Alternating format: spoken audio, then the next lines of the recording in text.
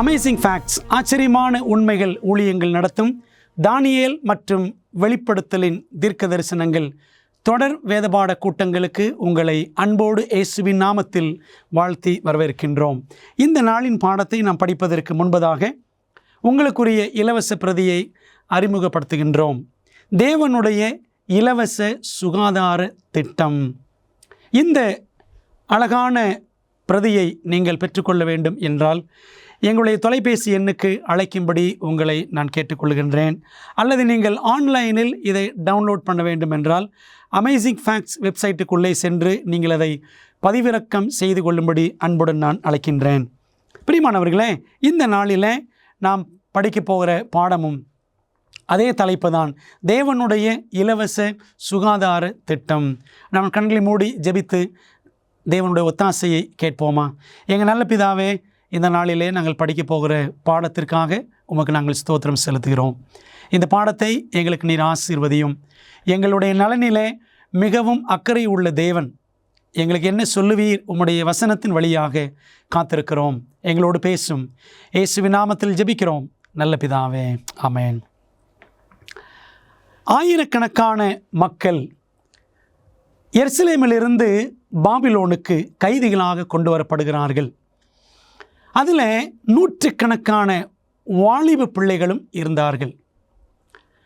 இந்த கைதிகள் எல்லாருமே ஏறக்குறைய 1000 மைல்களுக்கு மேலாக வனாந்தர வழியாக நடந்து அலைந்து திரிந்து பயணித்து அவர்கள் பாபிலோனுக்கு கொண்டு வரப்படுகிறார்கள்.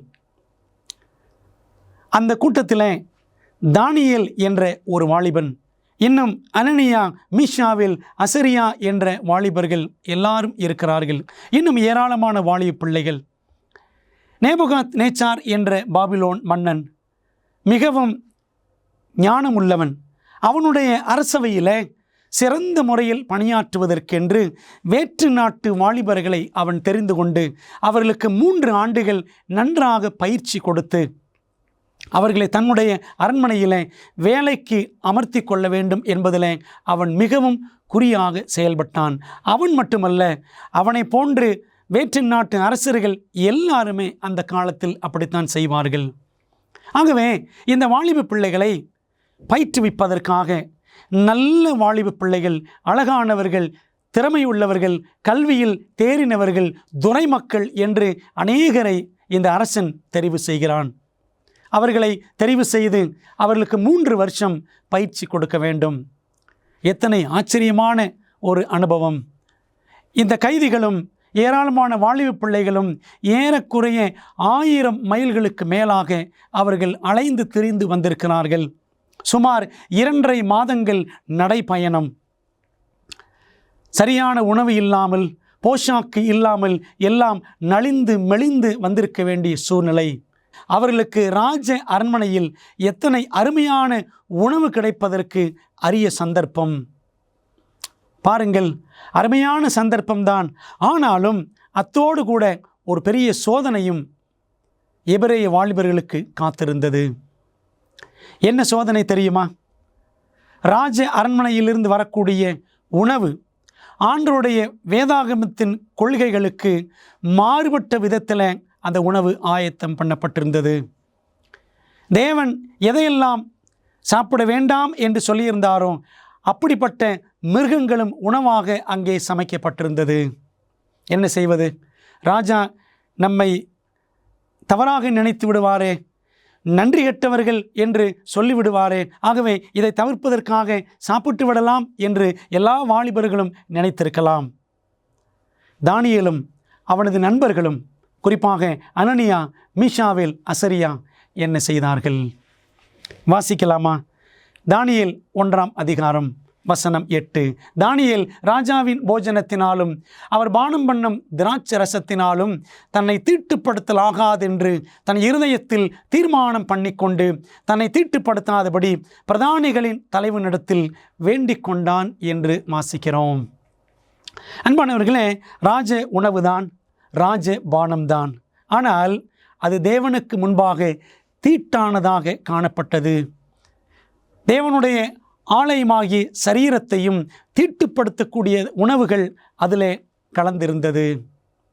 அப்படியானால் என்ன செய்வது? தேவனை பிரியப்படுத்துவதா அல்லது ராஜாவை பிரியப்படுத்துவதா?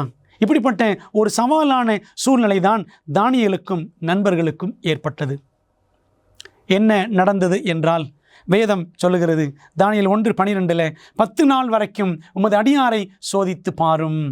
தானியேலும் நண்பர்களும் அவர்களுக்கு தலைவனாக நியமிக்கப்பட்டிருந்த அஷ்பேனாஷ் என்று சொல்லக்கூடிய ஒரு நபரிடத்தில் சென்று, எங்களுக்கு 10 நாட்கள் பருப்பு முதலான மரக்கறிகள், தண்ணீர் கொடுங்கள், அதாவது எங்களுக்கு சைவ உணவை கொடுங்கள், 10 நாட்கள் எங்களை சோதித்து பாரும் என்று கேட்கிறார்கள். அதற்கு அந்த தலைவன் சொன்னான், நீங்கள் ராஜ அரண்மனையில் இப்படிப்பட்ட சாதாரண உணவை புசித்தால் உங்கள் முகம் எப்படி இருக்கும்? உங்கள் ஆரோக்கியம் எப்படி இருக்கும்? நீங்கள் நலிந்து மெலிந்து போனால் ராஜா என் தலையை வாங்கி விடுவாரே என்றெல்லாம் அந்த தலைவர் சொல்லுகிறார். ஆனால் தானியேல் விடாப்பிடியாக 10 நாட்கள் எங்களை சோதித்து பாரும் என்று அவர் அழுத்தி அழுத்தி சொல்லவும் பிரதானிகளின் தலைவனும் சரி என்று சொல்லிவிடுகிறார். 10 நாள் சென்ற பின்பு ராஜபோஜனத்தை புசித்த எல்லா வாலிபரை பார்க்கிலும் அவர்கள் முகம் களை உள்ளதாயும் சரீரம் புஷ்டி உள்ளதாயும் காணப்பட்டது என்று தானியேல் 1:15 வாசிக்கிறோம்.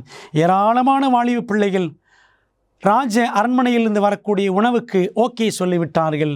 ஆனால் தானியேலும் அவருடைய 3 நண்பர்கள் மாத்திரம் ராஜாவின் கட்டளைக்கு அல்ல, ராஜாதி ராஜாவாகிய தேவனுடைய கட்டளைக்கு கீழ்ப்படிய வேண்டும் என்று சொல்லி அந்த ராஜ உணவை, ராஜ போஜனத்தை தவிர்த்தார்கள். காரணம் என்ன? நாங்கள் தீட்டுப்பட்டு விடக்கூடாது. அன்பான தேவ பிள்ளைகளே, தானியேல் 1ஆம் அதிகாரம் சொல்லுகிறது, இந்த 4 பேரும் மற்ற எபிரேய வாலிபர்களை காட்டிலும் அவர்கள் 10 மடங்கு சமர்த்தராய் இருந்தார்கள். நேபுகாத்நேச்சார் அவர்களை பரிசோதித்து பார்த்த பொழுது அவர்களைப் போன்று ஞானமும் அழகும் உள்ளவர்கள் வேறு எவரும் இல்லை என்று அவன் கண்டுகொண்டான் என்று தானியேல் 1ஆம் அதிகாரம் முடிகிறது. அன்பான தேவ பிள்ளைகளே, நமக்குரிய பாடம் என்ன? நல்ல உணவை தெரிந்து கொண்டவர்கள் 4 பேர்தான். ஆனால் ராஜா கொடுக்கிற, உலகம் கொடுக்கிற, அரண்மனை கொடுக்கிற ஆடம்பர உணவை தெரிந்து கொண்டவர்கள் ஏராளமான பெயர்கள். அந்த ஏராளமான பெயர்கள் பைபிள் சரித்திரத்தில் இல்லை. 4 பேரை பற்றி மட்டும்தான் பரிசுத்த ஆவியானவர் பதிவு செய்து வைத்திருக்கிறார். பிரியமான தேவ பிள்ளைகளே, நமக்கென்று தேவன் கொடுத்திருக்கிற, வடிவமைத்த முதல் உணவு திட்டம் என்ன என்று நாம் பார்க்கலாமா? ஆதியாகமத்தில் 1ஆம் அதிகாரம் 29ஆம் வசனம், பின்னும் தேவன், இதோ பூமியின் மேல் எங்கும் விதை தரும் சகலவித பூண்டுகளையும் விதை தரும் கனிமரங்களாகிய சகலவித விருட்சங்களையும் உங்களுக்கு கொடுத்தேன், அவைகள் உங்களுக்கு ஆகாரமாய் இருக்க கடவுது என்றார். அன்பானவர்களே, உலகத்திலே பாவம் தோன்றுவதற்கு முன்பாகவே தேவன் கொடுத்த உணவு திட்டம் என்னவென்றால், வசனம் சொல்லுகிறது, சகலவித பூண்டுகள், கனிகள் தரக்கூடிய விருட்சங்கள், இவைகளிலிருந்து கிடைக்கிற பொருட்களையே நீங்கள் ஆகாரமாய் கொள்ளுங்கள் என்று தேவன் சொன்னார். ஆனால் பாவம் உள்ளே நுழைகின்றது. பாவம் நுழைந்த பிற்பாடு ஆதாமும் ஏவாளும் பாவம் செய்த பிறகு அவருடைய உணவு திட்டத்தில் வேறு எதை தேவன் சேர்த்தார்? ஆதியாகமம் 3:18 வாசிக்கிறோம், அது உனக்கு முள்ளும் குறுக்கும் முளைப்பிக்கும், வெளியின் பயிர் வகைகளை புசிப்பாய். பாவத்துக்கு பிறகுதான் காய்கறிகள் போன்ற உணவுப் பொருட்களை தேவன் மனிதனுடைய உணவு திட்டத்தோடு அவர் இணைக்கின்றார். அதற்கு முன்பதாக பழங்கள், கொட்டைகள், இது போன்ற தானியங்கள், இதெல்லாம் மனிதனுக்கு உணவாக ஆதியிலேயே கொடுக்கப்பட்டிருந்தது. உங்களுக்கு புரிகிறதா? ஆதி உணவு திட்டத்தில் பாவத்துக்கு முன்னும் சரி, பாவத்துக்கு பிறகும் சரி, தேவன் கொடுத்த உணவு எல்லாம் இயற்கையானதாகவே, ஆரோக்கியமானதாக, சைவ உணவாகவே இருந்தது என்று நாம் பார்க்கின்றோம். இங்கே நீங்கள் பார்க்கக்கூடிய ஒரு தம்பதி, ஜானட் மர்ரே, ஆலன் மர்ரே என்ற கணவன் மனைவி. இவர்கள் இருவரும் ஆஸ்திரேலியாவை சேர்ந்தவர்கள். இவர்கள் என்ன செய்கிறார்கள் என்றால், மக்கள் மத்தியில் ஆரோக்கிய உணவு முறைக்கான விழிப்புணர்வை உண்டாக்க வேண்டும் என்று அவர்கள் திட்டமிட்டார்கள். அந்த திட்டத்தின் அடிப்படையில் ஆஸ்திரேலியாவை 1 வருடம் சுற்றி வர வேண்டும், ஓட்டப்பந்தயமாக ஓடி நல்ல விழிப்புணர்வை சைவ உணவுக்காக ஏற்படுத்த வேண்டும் என்று அவர்கள் பிரயாசப்படுகிறார்கள். ஒரு நாளைக்கு 1 நாள் மாரத்தான் ஓட்டம். மாரத்தான் ஓட்டம் என்றாலே 26 மைல்கள் ஓடுவது, அதாவது ஏறக்குறைய 48 கிலோமீட்டர் ஓடுவது. இப்படி ஒவ்வொரு நாளும் 26 மைல்கள் என்று சொல்லி ஒரு ஆண்டு முழுவதும் ஓடினால் சுமார் 10,000 மைல்கள் ஓடுவதற்காக இந்த கணவனும் மனைவியும் திட்டமிட்டு மெல்போர்னில் தொடங்கி மறுபடியும் மெல்போர்னில் வந்து முடிக்க வேண்டும் என்று அவர்கள் திட்டம் தீட்டினார்கள். அந்த சமயத்தில் கணவருக்கு 68 வயது, மனைவிக்கு 64 வயது. தினந்தோறும் அதிகாலையில் 4 மணிக்கு எழுந்து ஆயத்தமாகி ஓட ஆரம்பிப்பார்கள். ஏனென்றால் வெயிலை தவிர்ப்பதற்காக வெயிலுக்கு முன்பாகவே அந்த ஒரு நாளுக்குரிய ஓட்டத்தை ஓட வேண்டும் என்று கணவனும் மனைவியும் திட்டமிட்டார்கள். இந்த அம்மா ஏற்கனவே புற்றுநோயினால் பாதிக்கப்பட்டவர்கள். இந்த ஓட்டம், பயிற்சி, ஆரோக்கியமான இயற்கையான உணவு முறைதான் எனக்கு விடுதலையை கொடுத்தது என்பதை எல்லாருக்கும் பறைசாற்றி விழிப்புணர்வு ஏற்படுத்துவதற்காக கணவனும் மனைவியும் இதை செய்தார்கள். இப்படி ஒவ்வொரு நாளும் அவர்கள் ஓடும் பொழுது அவர்கள் புசித்ததெல்லாம் என்ன தெரியுமா? காய்கறிகள், பழங்கள், இவைகளைத்தான் அவர்கள் புசித்தார்கள். ஓராண்டு முழுவதும் 10,000 மைல்கள் அவர்கள் இருவரும் ஓடினார்களாம். அன்பான தேவப்பிள்ளைகளே, தேவன் ஆதியிலே கொடுத்த அந்த உணவு திட்டத்தை இந்த கணவன் மனைவியும் பின்பற்றினபடினாலே அந்த அம்மாவுக்கு இருந்த புற்றுநோய் குணமாகிவிட்டது. அவர்கள் அதற்காகவே ஒரு ஆரோக்கிய உணவுக்கான விழிப்புணர்வை, சைவ உணவுக்கான விழிப்புணர்வை ஏற்படுத்த வேண்டும் என்று எடுத்த முயற்சி எவ்வளவு பாராட்டுக்குரியது. பிரியமான தேவப்பிள்ளைகளே, தேவன் கொடுத்த ஆதி உணவு திட்டத்தை, காட்ஸ் ஒரிஜினல் டயட் பிளான், நாம் அதை பின்பற்றுகிறோமா? நமது உடல் நலத்தின் மீது தேவன் அக்கறை உள்ளவராக இருக்கிறாரா? ஆம். அதனால்தான் அவர் ஆதியிலே கொடுத்த உணவு திட்டம் ஆரோக்கியமானதாக சைவ உணவு திட்டமாக இருந்தது. ஆண்டவர் ஆதியிலே கொடுத்த திட்டம் என்ன தெரியுமா? பறித்து புசி. ஆண்டவர் பறித்து புசியுங்கள் என்று சொன்னார். காலப்போக்கில் அது எப்படி ஆகிவிட்டது என்றால் அடித்து புசி என்று மாறிவிட்டது. மிருகங்களை அடித்து அடித்து இன்றைக்கு புசிக்கிறார்கள். ஆண்டவர் ஆரம்பத்தில் வசந்த பவன் திட்டம்தான் கொடுத்தார். காலப்போக்கில் பாவத்துக்கு பிறகு நம்ம எல்லாரும் முனியாண்டி விலாசுக்கு மாறிவிட்டோம். மிலிட்ரி ஹோட்டலுக்கு போக ஆரம்பிக்கிறோம். தேவனுடைய திட்டத்தை நாம் செய்வோமா? அல்லது நமக்கு பிடித்தமான பாதையில் நாம் போவோமா? வேதம் சொல்லுகிறது, பின்பு இயேசு கலிலேயா எங்கும் சுற்றி நடந்து அவர்களுடைய ஜெப ஆலயங்களில் உபதேசித்து ராஜ்யத்தின் சுவிசேஷத்தை பிரசங்கித்து ஜனங்களுக்கு உண்டாயிருந்த சகல வியாதிகளையும் சகல நோய்களையும் நீக்கி சுஸ்தமாக்கினார் என்று மத்தேயு 4:23 வாசிக்கிறோம். ஆண்டவர் இயேசு கிறிஸ்து இந்த உலகத்தில் வாழ்ந்த பொழுது 3.5 ஆண்டுகளும் அந்த ஊழிய காலகட்டத்தில் அதிகமாக பிரசங்கித்தாரா அல்லது அதிகமாக சுகமாக்கும் ஊழியத்தை செய்தாரா என்று கேட்டால், ஆண்டவர் இயேசு கிறிஸ்து அதிகமாக சுகமளிக்கும் ஊழியத்தை தான் அவர் செய்தார். வசனம் சொல்லுகிறது பாருங்கள், சுஸ்தமாக்கினார் என்று வாசிக்கிறோம். இந்த உலகத்தில் நீங்களும் நானும் சுஸ்தமாக வாழ வேண்டும், ஆரோக்கியமாக வாழ வேண்டும் என்று தேவன் விரும்புகிறார். நான் என்ன வேண்டுமானாலும் புசிப்பேன், நோய்வாய்ப்படுவேன், ஆண்டவர் சுகம் தருவார், அது விசுவாசம் அல்ல. ஆண்டவர் எனக்கு கொடுத்த உணவு திட்டத்தை நான் அப்படியே பின்பற்றி ஆரோக்கியமாக வாழ்ந்து இந்த ஆரோக்கிய சத்தியத்தை பிறருக்கும் சொல்லுவேன் என்பதுதான் உண்மையான விசுவாசம். தேவன் நமக்கு கொடுத்திருக்கிற வார்த்தையை பாருங்கள். 3 யோவான் 2 பிரியமானவனே, உன் ஆத்துமா வாழ்கிறது போல நீ எல்லாவற்றிலும் வாழ்ந்து சுகமாயிருக்கும்படி வேண்டுகிறேன். நான் மட்டுமல்ல, என் குடும்பம், சபையார் எல்லாருமே ஆரோக்கியமாய் இருக்க வேண்டும் என்று தேவன் நமக்கென்று அவர் சித்தம் வைத்திருக்கிறார். வேதத்தில் தொடர்ந்து பாருங்கள், யோவான் 10:10 நானோ அவைகளுக்கு ஜீவன் உண்டாயிருக்கவும் அது பரிபூரணப்படவும் வந்தேன் என்று இயேசு சொன்னார். இந்த படத்தில் ஒரு தாத்தாவை பார்க்குறீங்க. ஜார்ஜ் பிளேயர் என்ற ஒரு தாத்தா, ஜார்ஜ் பிளேயர். அவருக்கு 92 வயது நிறைந்த ஒரு தாத்தா. ஆனால் அவர் எப்படி நீர்ச்சறுக்கல் விளையாடுகிறார் என்று பாருங்கள். கால்களில் எந்த விதமான செருப்பு, ஷூ எதுவுமே அணியாமல் அவர் என்ன செய்கிறாரு, 92 வயசில் வாட்டர் ஸ்கீயிங் என்று சொல்லக்கூடிய நீர்ச்சறுக்கு விளையாட்டில் அவர் ஈடுபட்டிருக்கிறார். இன்றைக்கு நாம் எல்லாரும் ஆரோக்கியமாக வாழ வேண்டும் என்பது தேவனுடைய விருப்பம். ஆனால் இன்றைக்கு குழந்தைகள் பிறக்கும் பொழுதே சக்கரை வியாதியோடு பிறக்கின்றன. 30 வயது 40 வயதை தொட்டவுடனே இன்றைக்கு ஆண்களும் பெண்களும் இன்சுலின் ஊசிகளை போட ஆரம்பித்து விடுகிறோம். எப்பேற்பட்ட ஒரு கொடுமையான காலகட்டம். இந்த 21ஆம் நூற்றாண்டிலும் நீங்களும் நானும் ஆரோக்கியமாக வாழ முடியுமா? முடியும்தான்.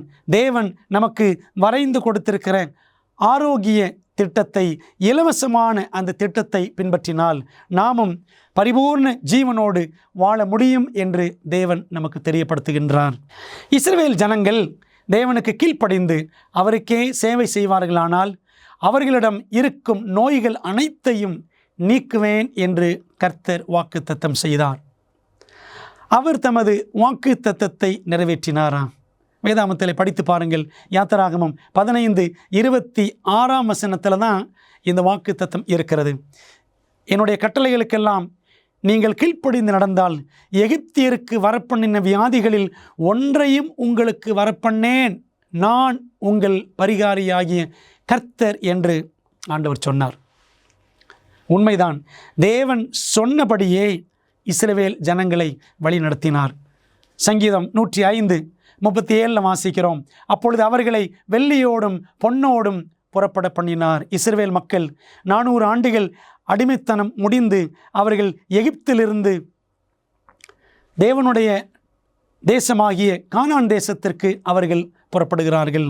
அப்படி போகிற வழியில் 40 ஆண்டுகளும் ஆரோக்கியமாகத்தான் இருந்தார்கள். அவர்கள் கோத்திரங்களில் பலவீனப்பட்டவன் ஒருவனும் இருந்ததில்லை. நீங்கள் வேதாகம வரலாற்றிலே படித்து பாருங்கள். இஸ்ரவேல் ஜனங்கள் யாருக்காகிலும் சுகர் வந்ததா? இஸ்ரவேல் மக்கள் யாருக்காவது புற்றுநோய் வந்ததா? யாராவது எனக்கு சளி பிடித்திருக்கிறது, ஜுரம் வந்து விட்டது, தொற்று நோய் என்று யாராவது சொன்னார்களா?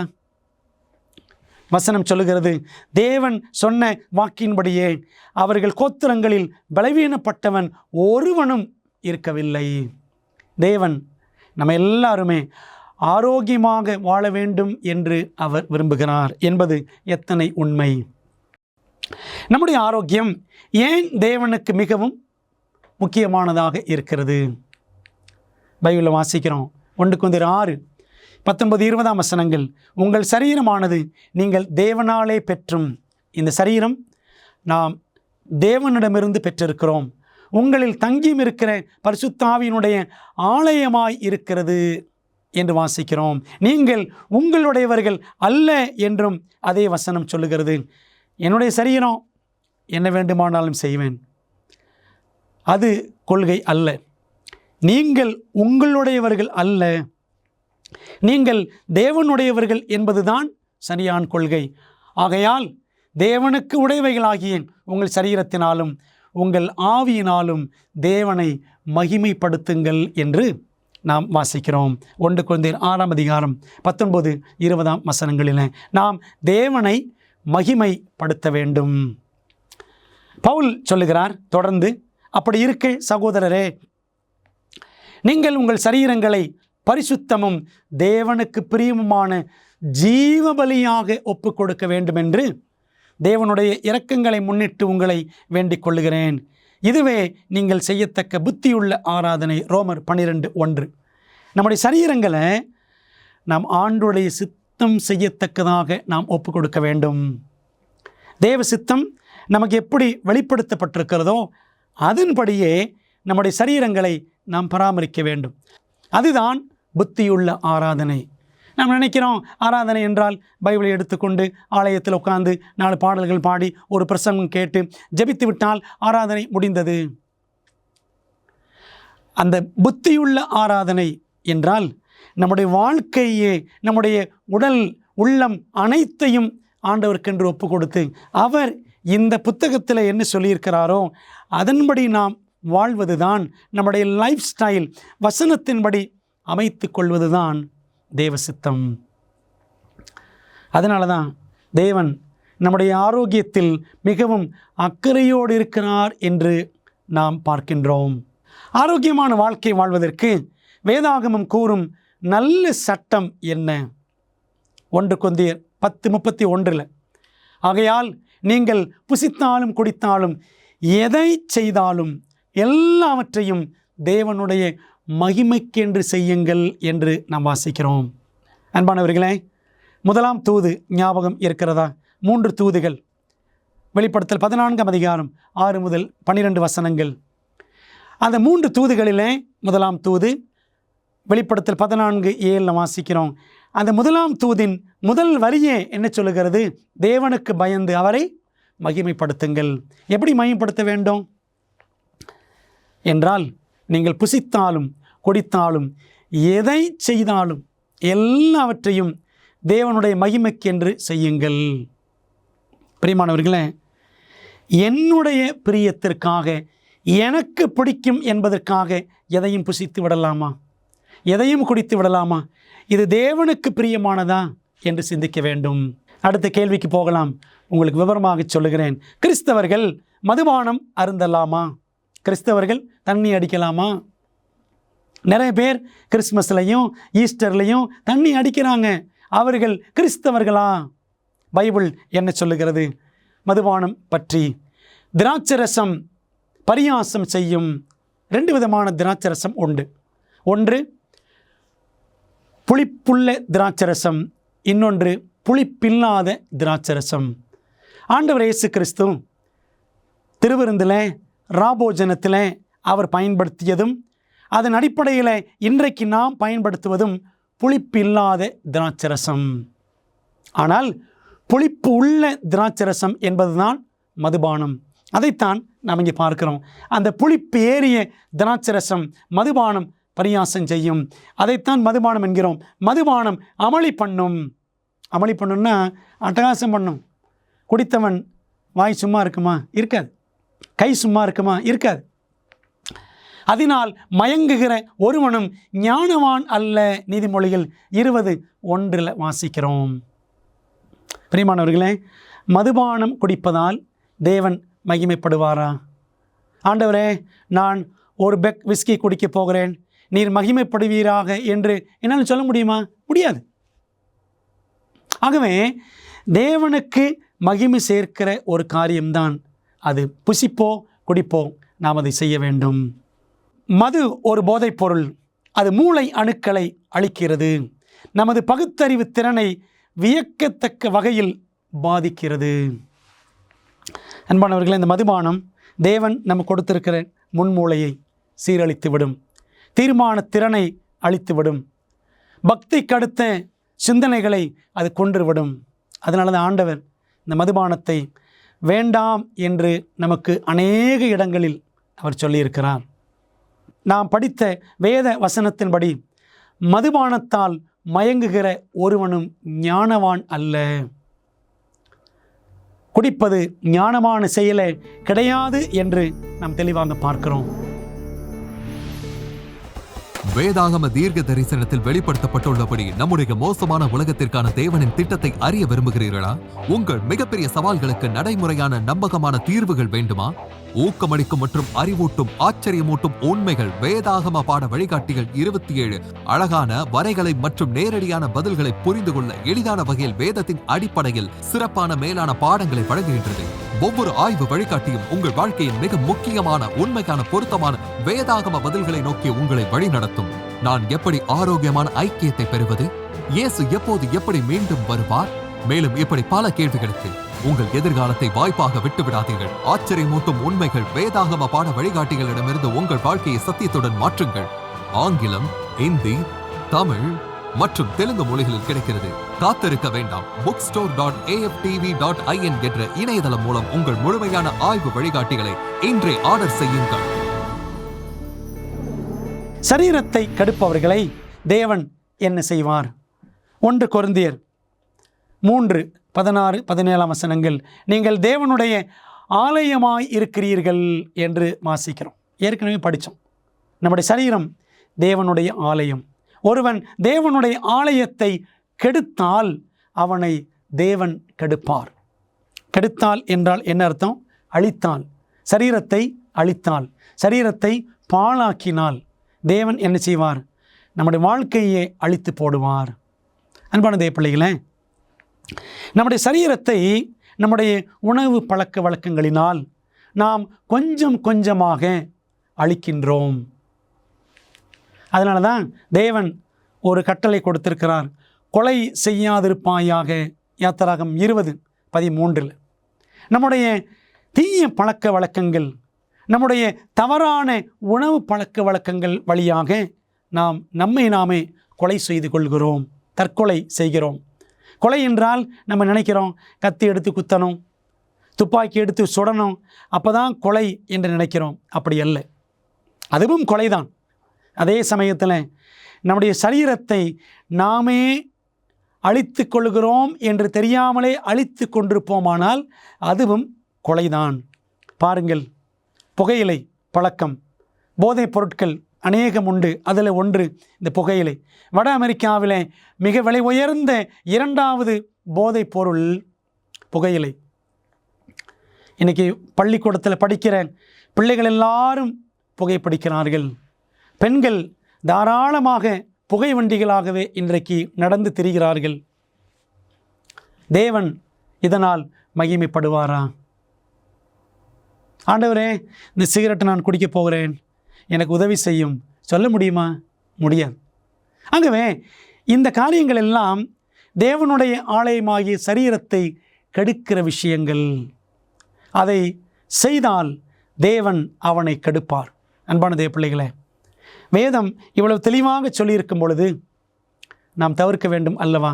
நிறைய பேர் கேட்பாங்க, பைபிளில் சிகரெட் குடிக்காதே என்று போட்டிருக்கிறதா? ஆண்டவர் சில விஷயங்களை நேரடியாக சொல்லவில்லை, ஆனால் அதற்குரிய பிரின்சிபிள்ஸ், தத்துவங்கள், விதிமுறைகள் வேதாகமத்திலே அடங்கியிருக்கின்றன. அதில் முக்கியமான விதிமுறை தான், இந்த சரீரம் என்னுடையது அல்ல, இது தேவனுடையது, இது தேவனுடைய ஆலயம், இதை நாம் தீட்டுப்படுத்தக்கூடாது என்ற அழகான தத்துவத்தை ஆண்டவர் வேதாகமத்திலே வைத்திருக்கிறார். நாம் புசிக்கிற காரியங்களை பார்க்க போகிறோம். என்ன பாலூட்டிகளை மனிதர்கள் உட்கொள்ளலாம் என தேவன் அனுமதித்தார்? பைபிளில் இதற்கென்று ஆண்டவர் 2 சிறப்பான அதிகாரங்களை வைத்திருக்கிறார். லேவியராகமம் 11ஆம் அதிகாரம், உபாகமம் 14ஆம் அதிகாரம். 2 அதிகாரங்கள் படித்து பாருங்கள், 2 ஏறக்குறைய ஒரே மாதிரி இருக்கும். மிருகங்களில் விரிகுளம்புள்ளதாய் இருந்து, அதாவது கால்களில் பிளவு இருக்க வேண்டும், குளம்புகள் 2ஆக பிரிந்திருக்கிறதும் அசை போடுகிறதுமானவைகளை எல்லாம் நீங்கள் புசிக்கலாம். லேவியராகமம் 11:3 வாசிக்கிறோம். மிருகங்களில் இருக்கக்கூடிய சாப்பிடக்கூடிய ஏற்ற மிருகங்கள் எவை எவை என்றால், 1, அந்த மிருகங்களுக்கு விரிகுளம்பு இருக்க வேண்டும், 2வது அசை போட வேண்டும் என்று ஆண்டவர் இந்த சட்டத்திட்டத்தை கொடுத்திருந்தார். அப்படிப்பட்ட மிருகங்கள் தான் சுத்தமான மிருகங்கள். எந்த வகையான மீன்கள் மற்றும் கடல் உணவுகள் சுத்தமானவை? அதற்கும் ஆண்டவர் சொல்லியிருக்கார் பாருங்க. அதே லேவியராகமம் 11:9, ஜலத்தில் இருக்கிறவைகளில் நீங்கள் புசிக்கத்தக்கது யாதெனில் கடல்களும் ஆறுகளும் ஆகிய தண்ணீர்களிலே சிறகும் செதிலும் உள்ளவைகளெல்லாம் நீங்கள் புசிக்கலாம். சிறகு இருக்கணும், செதில் இருக்க வேண்டும். செதில் என்றால் நீங்கள் மீன் உடலில் பார்த்தீங்கன்னா ரவுண்டாக வெள்ளையாக இருக்கும், அதுதான் செதில் என்று சொல்வார்கள். சிறகு என்று சொன்னால் ரெக்க மாதிரி இருக்கும் 2 பக்கமும் மீனுக்கு. இதெல்லாம் இருக்க வேண்டும். இப்படிப்பட்ட கடல் உயிரினங்களை புசிக்கலாம். ஆனால் அதே சமயத்தில் பிரான் அப்படின்னு சொல்லுவாங்க, இறால், இதெல்லாம் சாப்பிடலாமா? தவிர்க்க வேண்டும். ஆனாலும் தொடர்ந்து வாசிக்கிறோம் பாருங்க. கடல்களும் ஆறுகளும் ஆகிய தண்ணீர்களில் நீந்துகிறதும் வாழ்கிறதுமான பிராணிகளில் சிறகும் செதிலும் இல்லாதவைகள் யாவும் உங்களுக்கு அருவருப்பாய் இருப்பதாக. லேவியராகமம் 11:10. எது ஆகாரமாய் இருக்க வேண்டும், எது நமக்கு அருவருப்பாய் இருக்க வேண்டும், தேவன் ஏற்கனவே சொல்லி வைத்திருக்கிறார். எது சுத்தமுள்ளவை, எது சுத்தம் இல்லாதவை தேவன் வகையறுத்திருக்கிறான். அதுபோல எவ்விதமான பறவைகள் சுத்தம் இல்லாதவை. பறவைகள் என்று எடுத்துக்கொண்டால் இன்றைக்கு நிறைய பறவைகளை நாம் கண்ணார பார்க்கிறோம். அநேகர் புசிக்கிறார்கள். ஆனால் எது சுத்தமானது எது சுத்தமில்லாது என்று தெரியாமலே புசிக்கிறார்கள். வசனத்தில் படிக்கலாமா? சகலவித காகங்களும் தீக்குருவியும் கூகையும் செம்புகமும் சகலவித டேகையும் என்று லேவியராகமம் தொடர்ந்து சொல்லுகிறது. அசுத்தமான பறவைகள் தவிர்க்கப்பட வேண்டும். இப்போ பறவைகள் உதாரணமாக கோழி என்று எடுத்துக்கொண்டால் பாருங்கள், அதுக்கும் கால்கள் எல்லாம் அப்படி விரிஞ்சு இருக்கும், விரிகுழம்பு இருக்கும். அதனுடைய தொடைப்பகுதியில் கோழி, வான்கோழி இதெல்லாம் புசிக்கக்கூடிய பறவை இனங்கள். அதனுடைய தொடைப்பகுதியில் முடிகள் இருக்க வேண்டும். சரிங்களா? அது இல்லை அப்படின்னா அது தவிர்க்கப்பட வேண்டிய அசுத்தமான பறவை இனம் என்பதை நாம் புரிந்து கொள்ளலாம். சுத்தமான மற்றும் அசுத்தமான மிருகங்களை குறித்த பிரமாணங்கள் சிலுவையில் ஒழிக்கப்பட்ட மோசேயின் சடங்காச்சார பிரமாணத்தின் ஒரு பகுதியா? இப்படி இதை சாப்பிடணும், இதை சாப்பிடக்கூடாது அப்படின்லாம் ஆண்டவர் சுத்தம் அசுத்தம் என்ற ரூல்ஸ் கொடுத்தாரே, இதெல்லாம் மோசேயின் காலத்தில் கொடுக்கப்பட்டவையா? பாருங்கள், வேதத்தில் வாசிக்கிறோம், நீயும் உன் வீட்டார் அனைவரும் பேழைக்குள் பிரவேசியுங்கள். நீ சுத்தமான சகல மிருகங்களிலும் ஆணும் பெண்ணுமாக எவ்வேழு ஜோடும், சுத்தமல்லாத மிருகங்களில் ஆணும் பெண்ணுமாக ஒவ்வொரு ஜோடும் என்று பேழைக்குள்ளே தேவன் சேர்த்து கொள்ளும்படி சொன்னார். ஆதியாகமம் 7 முதல் 2 வசனங்களை வாசிக்கிறோம். ஆகவே சீனாய் மலைக்கு முன்பாகவே நோவாவின் காலத்திலேயே ஆண்டவர் எது சுத்தம் எது சுத்தமல்லாதது என்று அந்த மிருகங்கள் குறித்த அந்த சுத்தமற்ற மிருகங்களை குறித்து பறவைகளை குறித்து ஆண்டவர் ஏற்கனவே கொடுத்து விட்டார் சட்டதிட்டங்கள். அன்பான தேவப்பிள்ளைகளே, அப்போ ஆண்டவர் ஏதோ மோசேயின் பிரமாணங்களோடு சேர்த்து கொடுத்தார் அப்படி அல்ல. உலகம் ஜலப்பிரளயத்தினால் அழிக்கப்படுவதற்கு முன்பாகவே ஆண்டவர் இந்த ஆரோக்கிய சட்டதிட்டங்களை அவர் கொடுத்திருக்கிறார். ஏதேனிலிருந்தே ஆண்டவர் ஏராளமான ஆரோக்கிய சட்டங்களை தந்திருக்கிறார் என்பதை நாம் தெளிவாக சொல்ல முடியும். இவ்வளவு சட்டதிட்டங்களை தேவன் நமக்கு தந்திருந்தும் நாம் மோசம் போகிறோம் அல்லவா? அதனால தான் ஆண்டவர் சொல்கிறாரு, மோசம் போகாதிருங்கள், தேவன் தம்மை பரியாசம் பண்ண ஒட்டார். என்ன அர்த்தம்? ஆண்டவர் சொல்கிறதெல்லாம் கேட்காம என்னுடைய இஷ்டம் போல் நான் சாப்பிட்டு விட்டு கடைசியில் நோய்வாய்ப்பட்டு படுத்த பிற்பாடு, ஆண்டவரே என்னை மன்னியும், என்னுடைய பாவங்களை மன்னியும், எனக்கு ஒரு அற்புதம் செய்யும் என்று சொல்லுவது, தேவன் கொடுத்த கட்டளைகளை மீறிவிட்டு நோய்வாய்ப்பட்டு தேவனிடத்தில் அற்புதம் செய்யும் என்று நாம் கெஞ்சினோம் என்றால் அது அவரை பரியாசம் பண்ணுவதற்கு சமமாக இருக்கும். சில நேரங்களில் திருச்சபையில் நான் போதகராக இருக்கிறபடினால அநேக விசுவாசிகளுக்கு சொல்லுவேன், ஐயா அம்மா ரொம்ப நீ குண்டாக இருக்கிறீங்க, அதனால் இந்த அசைவ உணவெல்லாம் நிறுத்துங்க அப்படின்னு சொல்லுவேன். சொல்கிறதை யார் கேட்பான்? கேட்க மாட்டாங்க. திடீர்னு பார்த்தீங்கன்னா அவங்களுக்கு ஹார்ட் அட்டாக் வந்துடும். ஆஸ்பத்திரியில் போய் படுத்து கிடப்பாங்க. ஜெபம் பண்ண போவேன். அப்போ சொல்லுவாங்க, என்ன சொன்னாங்க டாக்டர்? நான் கேட்பேன். அதுக்கு அவங்க சொல்லுவாங்க, பாஸ்டர் டாக்டர் நான்வெஜ் சாப்பிடக்கூடாதுன்னு சொல்லியிருக்கிறாரு. அப்போ நான் மெதுவாக அவங்ககிட்ட சொல்லுவேன், இதைத்தானே நான் ஏற்கனவே சொன்னேன். ஆண்டவர் ஏற்கனவே கொடுத்திருக்கிற திட்டத்தை தான் ஊழியக்காரர்கள் போதிக்கிறார்கள். பாருங்களேன், அது ஒரு ஊழியக்காரர் சொன்னால் கேட்க மாட்டேங்கிறோம். கடைசியில் பல லட்சங்கள் செலவழித்து ஒரு டாக்டர் சொன்ன பிறகு தான் நமக்கு புத்தி வருகிறது. ஆண்டவர் சொல்கிறாரு, மோசம் போகாதிருங்கள், தேவன் தம்மை பரியாசம் பண்ண ஒட்டார். மனுஷன் எதை விதைக்கிறானோ அதையே அறுப்பான். கலாத்தியர் 6:7 வாசிக்கிறோம். பிரியமான தேவ பிள்ளைகளே, நாம் தேவனை மகிமைப்படுத்துகிறோமா? நம்முடைய புசிப்பு, நம்முடைய குடிப்பு தேவனுக்கு பிரியமாய் இருக்கிறதா? அசுத்தமான உணவுகளை உட்கொள்வது மிகப்பெரிய குற்றம் என்று தேவன் கூறுகிறாரா? பாருங்கள், இதோ தம்முடைய கோபத்தை உக்கிரமாகவும் தம்முடைய கடிந்து கொள்ளுதலை அக்கினி ஜுவாலையாகவும் செலுத்த கர்த்தர் அக்கினியோடும் வருவார். பெருங்காற்றை போன்ற தம்முடைய ரதங்களோடும் வருவார். தங்களை தாங்களே பரிசுத்தப்படுத்தி கொள்ளுகிறவர்களும் தோப்புகளின் நடுவிலே தங்களை தாங்களே ஒருவர் பின் ஒருவராய் சுத்திகரித்து கொள்ளுகிறவர்களும். தொடர்ந்து வாசிக்கிறோம். பன்றி இறைச்சியையும் அருவருப்பானதையும் எலியையும் சாப்பிடுகிறவர்களும் ஏகமாய் சங்கரிக்கப்படுவார்கள் என்று கர்த்தர் சொல்லுகிறார் என்று ஏசாயா 66 வாசிக்கிறோம். பன்றிக்கறி சாப்பிடுவது இன்றைக்கு பரவலாக பின்பற்றப்படுகிறது. தேவன் அதை ஒத்துக்கொள்ளுகிறாரா என்றால் பைபிளில் படிக்கிறோம், அது அருவருப்பானது. பன்றி இறைச்சி அருவருப்பானது, எலியை சாப்பிடுகிறவர்கள் ஏகமாய் சங்கரிக்கப்படுவார்கள். இதே போல இன்றைக்கி அசுத்த உணவுகள், எவ்வளவோ உணவுகளை உண்ணுகிறவர்கள் இருக்கிறார்கள். வேதம் இதையெல்லாம் அங்கீகரிக்கிறதா? இதற்கு ஆதாரமாக எந்த உணவு வேண்டுமானாலும் சாப்பிடலாம், ஸ்தோத்திரத்தோடு சாப்பிட்டால் எதுவும் நாம் தள்ள வேண்டாம் என்று சில வசனங்களையும் காட்டுகிறார்கள்.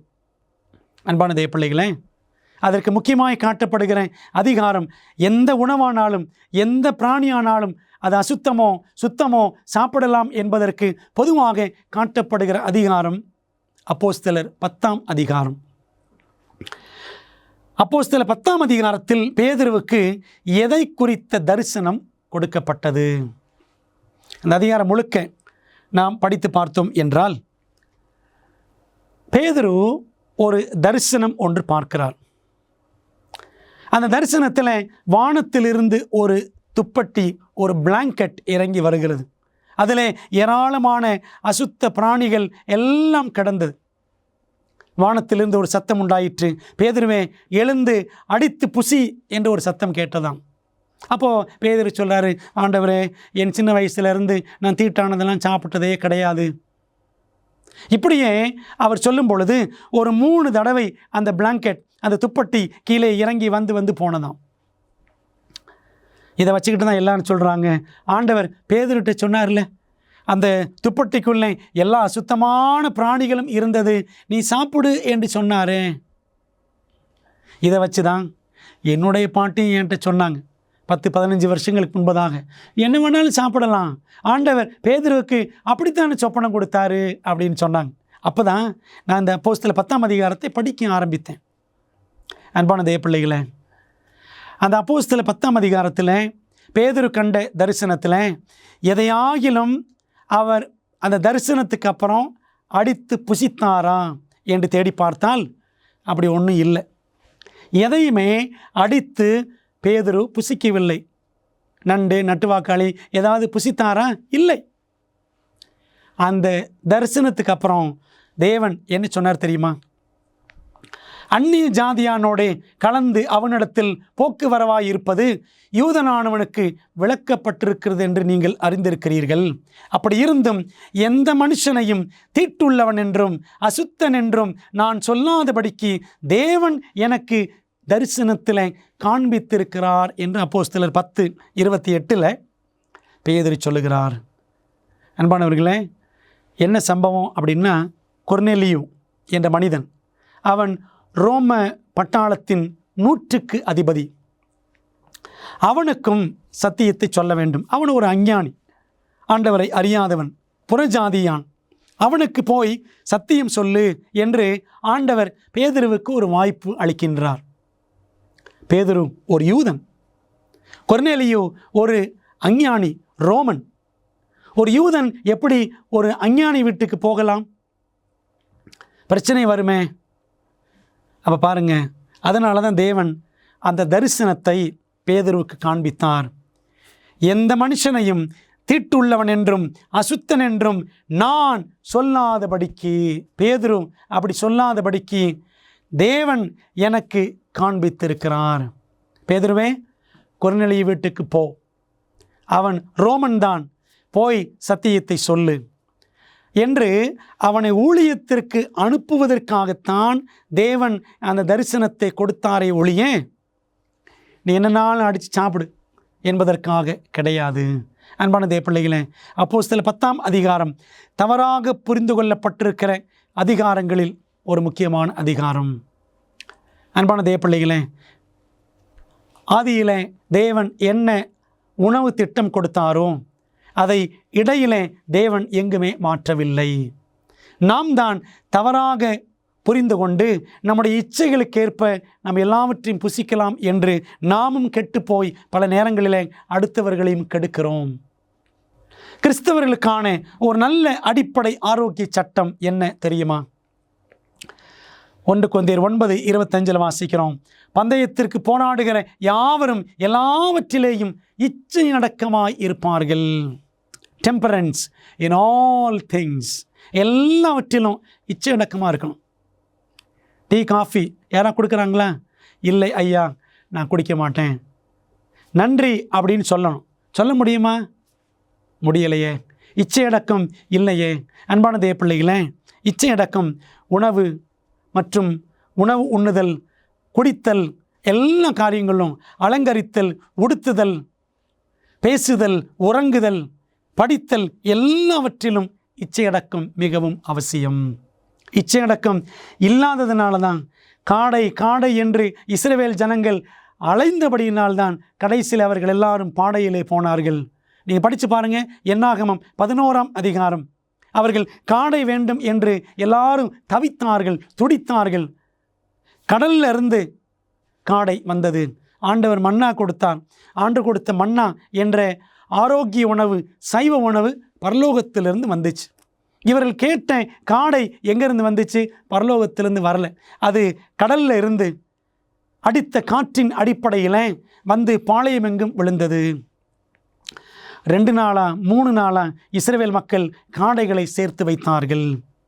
இச்சையோடு புசித்தார்கள். அவர்கள் புசித்த காடைகள் மூக்கு வழியாக, வாய் வழியாக வெளியே வந்தது. அவர்கள் அப்படி இச்சித்தபடினாலே தேவன் அவர்களை அடித்தார். ஆயிரக்கணக்கானவர்கள் ஒரே நாளிலே மரித்தார்கள். பார்த்தீங்களா? இச்சை அடக்கம் இல்லை.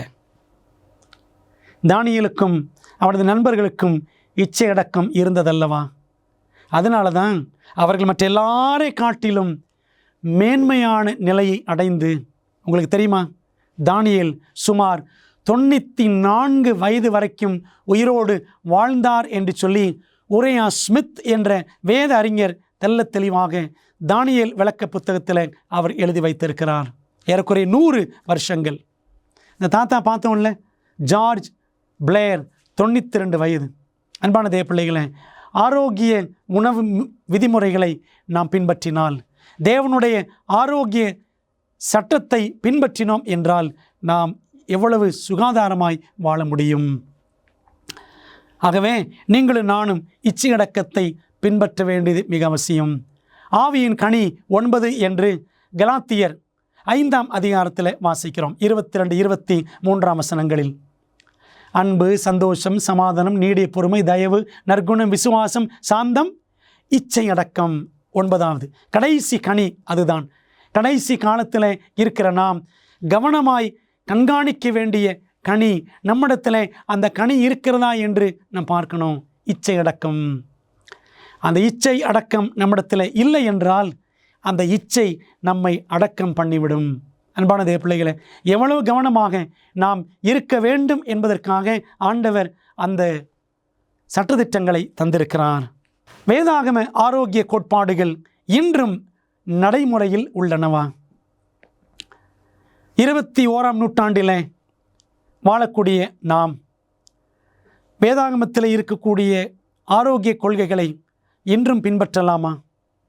ஏற்ற இந்த காலத்திற்கேற்ற ஆரோக்கிய சட்டங்கள் வேதாகமத்தில் இருக்கின்றனவா? ஒவ்வொன்றாக பார்ப்போம்.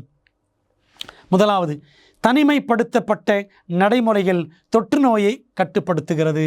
பாருங்களேன், கொரோனா வந்துச்சு, COVID-19. எங்கே பார்த்தாலும் எல்லாரையும் தனிமைப்படுத்தினார்கள். குவாரண்டைன். எங்கே பார்த்தாலும் இதே வார்த்தை தான் கேள்விப்பட்டோம். ஆண்டவர் இதை லேவியராகமத்தில் 13:46 ஏற்கனவே சொல்லி வைத்திருக்கிறார். குஷ்டரோகம் வந்தவர்கள் அவர்கள் தனிமைப்படுத்தப்பட வேண்டும். தொற்று நோய் எதுவானாலும் நாம் கவனமாக தனித்திருக்க வேண்டும். மனித உடல் கழிவுகள் பூமியில் புதைக்கப்பட வேண்டும். உபாகமம் 23 12 13 படித்து பாருங்கள். இஸ்ரவேல் மக்கள் கேம்பில் பாளையத்தில் இருந்த பொழுது தூரத்தில் வெளியில் போய் நினச்சி வாங்கலாம், ஒரு கையில் குச்சி எடுத்துகிட்டு போவாங்க. அவர்கள் ஒரு குழி தோண்டி அதில் கழிவுகளை அவர்கள் இருந்த பிற்பாடு பிறகு அதை மூடிவிட வேண்டும். பூனைகள் அதைத்தான் செய்யும். பார்த்தீங்களா, இன்றைக்கு நம்முடைய வீடுகளுக்குள்ளேயே டாய்லெட் இருக்கிறது. ஒரு காங்கிரஸ் கட்சியை சேர்ந்த ஒரு வயதான மனிதர், அவர் ஒரு நாள் பார்க்க போனேன், நம்முடைய சபையை சேர்ந்தவர். அவர் ரொம்ப வயசானவர், கல்யாணம் ஆகாதவர், காந்தியவாதியும் கூட. அப்போது அவர்கிட்ட சொன்னேன், ஐயா வயசானவராக இருக்கிறீங்களே, டாய்லெட் வெளியில் தூரமாக இருக்குங்கய்யா, வீட்டுக்குள்ளே இருக்கிற மாதிரி நீங்கள் பார்க்கக்கூடாதா, உங்களுக்கு யாருமே துணைக்கு இல்லையே அப்படின்னு சொன்னேன். அப்போ அவர் சொன்னார், வீட்டுக்குள்ளேயே டாய்லெட் வச்சு கட்டுறவன் கண்ட்ரி புரூட் அப்படின்னு சொன்னார். அன்பான தேவ பிள்ளைங்களே, இன்றைக்கி வீட்டுக்குள்ளேயே டாய்லெட், இதுதான் நம்முடைய ஆரோக்கிய திட்டம். ஆனால் இஸ்ரவேல் மக்களுக்கு தேவன் நீங்கள் வெளியில் போங்க, கையில் குச்சி எடுத்துகிட்டு போங்க அப்படின்னு சொன்னார். மூன்றாவது, குளிப்பதும் உடைமாற்றம் செய்வதும் கிருமிகளை கட்டுப்படுத்தும். லேவியராம் 17 15 16 வாசிக்கிறோம். அவ்வப்பொழுது குளிக்க வேண்டும். தண்ணீர் எவ்வளவு இருக்கிறது, குளிக்கிறோமா? அநேக பிள்ளைகளுக்கு குளிக்கிறது அப்படின்னாலே சோம்பேறித்தனம். அது நம்முடைய உடலை நல்ல நிலையில் வைத்துக்கொள்ளும், கிருமிகளை கட்டுப்படுத்தும் என்று வேதம் நமக்கு தெரியப்படுத்துகிறது. நான்காவது, ஒழுக்கமான வாழ்க்கை பாலியல் நோய்களை தடுக்கும். ஒருவனுக்கு ஒருத்தி என்ற திட்டத்தை ஆண்டவர் ஏதேனிலேயே ஏற்படுத்தினார். ஆதாமுக்கு ஏவாள், ஏவாளுக்கு ஆதாம், அவ்வளவுதான். இந்த வாழ்க்கை முறையை உத்தமமாக பின்பற்றினால் எல்லாவித நோய்களையும் தவிர்க்கலாம். எய்ட்ஸ் நோய் கண்டிப்பாக தவிர்க்கப்படும். லேவியராம் 18ஆம் அதிகாரம் முழுக்க படித்து பாருங்கள். திருமணம், உடலுறவு பற்றிய விதிமுறைகளை வாசிக்கிறோம். நீதிமொழிகள் 5 முதல் 12 வசனங்கள் பாருங்கள். எல்லாவித தகாத உறவுகளையும் தடுத்து பேசுகிறது. நீதிமொழிகள் 5, 6, 7 அதிகாரங்கள். கொலோசியர் 3, 5, 6 படிக்கிறோம். தேவையில்லாத வேசித்தனம், விபச்சாரம் போன்ற பழக்க வழக்கங்களை உதறித்தள்ள வேண்டும் என்று தேவன் சொல்லுகிறார். விலங்குகளின் மாம்சத்தில் உள்ள கொழுப்பை உட்கொள்ளக்கூடாது. லேவியராகமம் 3:17, 7ஆம் அதிகாரம் 22 முதல் 24. கொழுப்பு, ஃபேட் நம்ம என்ன செய்யணும், தவிர்க்க வேண்டும். ஆனால் பாருங்களேன், கடையில் போகிறோம், கறி வாங்குகிறோம், கொஞ்சம் கொழுப்பு சேர்த்து போடுங்களேன்னு சொல்கிறோம். எவ்வளவு கொழுப்பு நமக்கு. பிரியமானவர்களே, வேதம் சொல்லுகிறது கொழுப்பு வேண்டாம். 6வது விதியை பாருங்கள். பகை உணர்வும் கசப்பு உணர்வும் ஒருவருடைய ஆரோக்கியத்திற்கு தீங்கு விளைவிக்கும். நாம் ஒருவருக்கொருவர் விரோதமாக கசப்பு உணர்வுகளை வைத்திருக்கக்கூடாது. நமக்கு நல்ல உறவுகள் அவசியம். இந்த வசனங்கள் எல்லாம் படித்து பாருங்கள், நமக்கு நன்றாக புரியும். அதுபோல அதிகப்படியான உணவை உட்கொள்ளுதல் உடலுக்கு கேடு விளைவிக்கும்.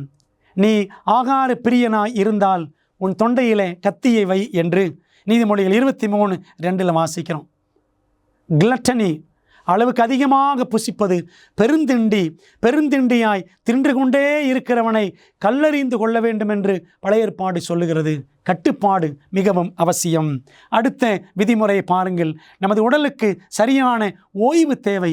இரவு நேரங்களில் நன்றாக தூங்க வேண்டும். 9 மணிக்கு மேல் நாம் விழித்திருக்கக்கூடாது. அட்லீஸ்ட் 10 மணிக்கு மேலே விழித்து இருக்கவே கூடாது. சீக்கிரம் தூங்கணும். நல்ல ஓய்வு நமக்கு தேவை என்று தேவன் நமக்கு கட்டளையிட்டிருக்கிறார். வேலையின் முக்கியத்துவம், உழைக்கணும். உழைத்தால்தான் சாப்பிட வேண்டும். சோம்பேறியாக இருக்கிறவர்கள் சாப்பிடக்கூடாது. 2 தெசலோனிக்கேயர் 3:10 படித்து பாருங்கள். யாத்திராம் 20 அந்த 9-10 வசனங்களிலே ஓய்வு நாள் பற்றிய கட்டளையில் ஆண்டவர் சொல்லியிருக்கிறார். 6 நாளும் வேலை செய், 7ஆம் நாளிலே ஓய்வு நாள். பார்த்தீங்களா, வேலை செய்யணும். அது உடலுக்கு உள்ளத்திற்கு மிகவும் ஆரோக்கியம் தரும். நேர்மறையான மனப்பான்மை ஒரு சிறந்த மருந்து. நல்ல சிந்தனைகள், நல்ல நினைவுகளை நாம் தேவனிடத்திலிருந்து கிருபையாக கேட்டு பெற்றுக்கொள்ள வேண்டும். நீதிமொழிகள் 17:22, 1 தீமோத்தேயு 6:6 படித்து பாருங்கள். போதும் என்ற மனம் என்று பவுல் சொல்லுகிறார். எனக்கு இது போதும். மன நிறைவோடு நாம் வாழ்வது நமக்கு ஆரோக்கியம். பெற்றோரின் பழக்க வழக்கங்கள் பிள்ளைகளை பாதிக்கும். சில நேரத்தில் பெற்றோர்கள் பிள்ளைகளை பார்த்து பையன்கிட்ட டேய் போய் சிகரெட் வாங்கிட்டு வா அப்படின்வார். பிள்ளை என்ன செய்யும்? அதை தான் செய்யும். காலப்போக்கில் அதுவும் சிகரெட் அடிக்கும். அன்பான தேவ பிள்ளைகளே, ஆக பெற்றோர்கள் பிள்ளைகளுக்கு நல்ல முன்மாதிரியை வைக்க வேண்டும். இல்லை என்றால் ஆண்டவர் நிச்சயமாறு பெற்றோர்கள் செய்கிற பாவங்களை பிள்ளைகள் தொடர்ந்தால் 3ஆம் 4ஆம் தலைமுறை மட்டும் தேவன் விசாரிப்பேன் என்று 2ஆம் கட்டளையில் யாத்திராம் 20:5 அவர் சொல்லியிருக்கிறதை நாம் படிக்கின்றோம். பிரியமான தேவ பிள்ளைகளே, நம்ம எல்லாரும் பரலோகத்திற்கு போக வேண்டியவர்கள். பரலோகத்திற்கு சென்றால் பரலோகத்தில் உள்ளவர்கள் மிருகத்தை கொன்று சாப்பிடுவார்களா? அங்கே போனால் நான்வெஜ் கிடைக்குமா? சிக்கன் 65 கிடைக்குமா பரலோகத்தில்? என் பரிசுத்த பர்வதம் எங்கும் அவைகள் தீங்கு செய்வதுமில்லை, கேடு உண்டாக்குவதுமில்லை என்று கர்த்தர் சொல்கிறார். ஏசாயா 65:25. பரலோகத்தில் எந்த விதமான சிக்கனோ மட்டனோ கிடைக்காது. அங்கே எந்த விதமான மிருக கொலையும் நடக்காது. பைபிளில் படிக்கிறோம் பாருங்க, வெளிப்படுத்தல் 21:4, இனி மரணமும் இல்லை, பரலோகத்தில் எந்த உயிர்களையும் நாம் கொன்று சாப்பிட மாட்டோம். ஏதேனிலே ஆண்டவர் என்ன கொடுத்தாரோ அதே தான் மீண்டும் ஏதேனிலே அதே சைவ உணவு, பழங்கள், கொட்டைகள், காய்கறிகள் இவைகள் தான் நமக்கு கிடைக்கும் என்பதை மனதிலே நாம் பதித்து கொள்ள வேண்டும்.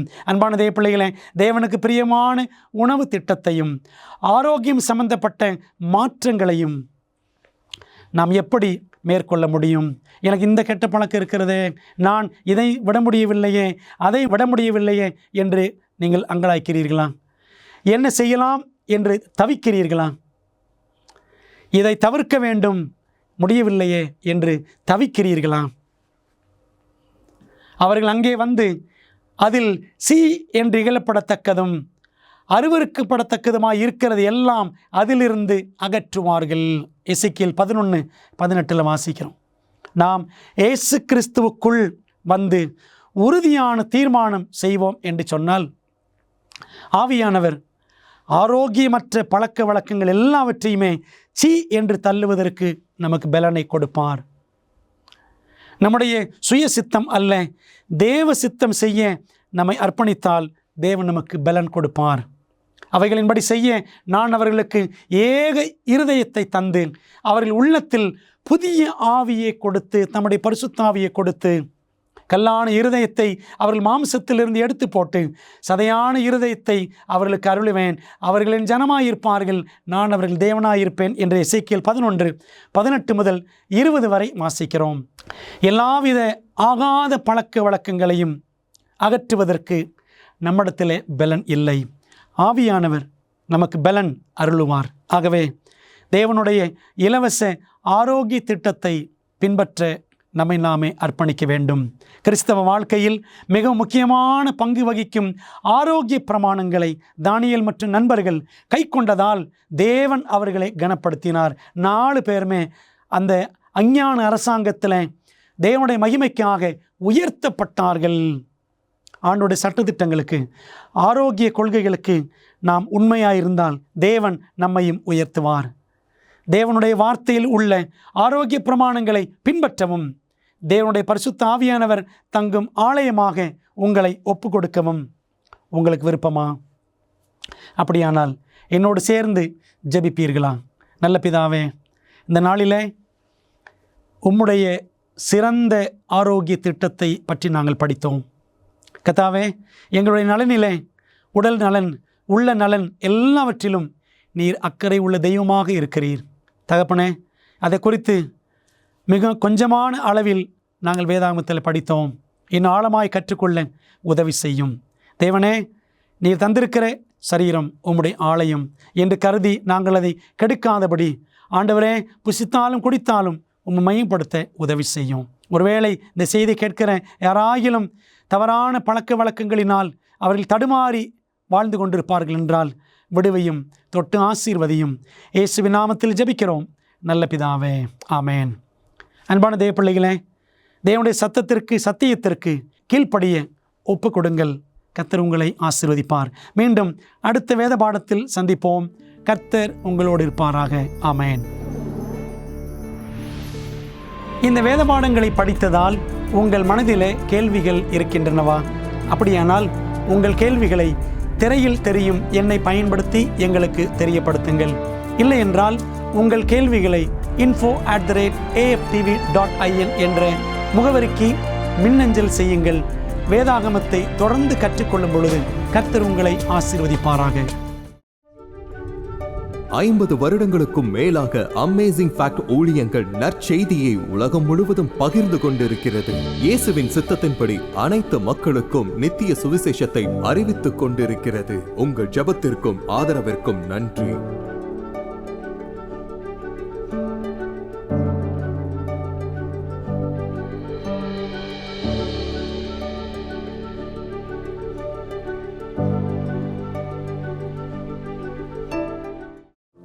பெரோயா பட்டணத்து சபை விசுவாசிகள் தாங்கள் சத்தியங்களை கேட்ட பிற்பாடு தங்கள் இல்லத்திற்கு சென்று காரியங்கள் இப்படி இருக்கிறதா என்று வேதத்தோடு ஒப்பிட்டு மீண்டும் படித்தார்கள். அதுபோலவே நீங்களும் செய்ய வேண்டும் என்று நாங்கள் விரும்புகிறோம். இந்த தீர்க்க தரிசன தொடர் கூட்டங்களில் ஒவ்வொரு நாளும் உங்களுக்கு அந்தந்த நாளுக்குரிய செய்தி சம்பந்தமான இலவச பிரதி அறிமுகப்படுத்தப்படுகிறது. ஆகவே அந்த இலவச பிரதியை நீங்கள் திரையில் தெரியும் தொலைபேசி எண்ணை பயன்படுத்தி எங்களோடு தொடர்பு கொண்டு பெற்றுக்கொள்ளலாம். அல்லது எங்களுடைய வெப்சைட்டுக்குள்ளே சென்று நீங்கள் அதை பதிவிறக்கம் செய்து கொள்ளலாம். நீங்கள் அந்த புத்தகங்களை பெற்றுக்கொண்டு படித்து வேதத்தில் உள்ளபடியே கற்றுக்கொள்ளுங்கள்.